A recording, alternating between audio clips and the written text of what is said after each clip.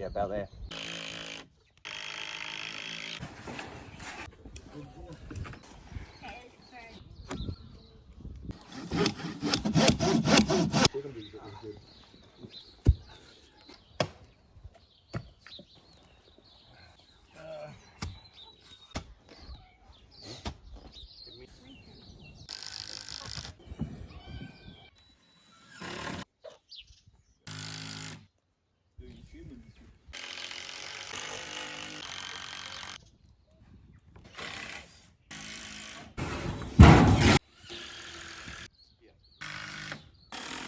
Dirty, smells like chicken shit in here.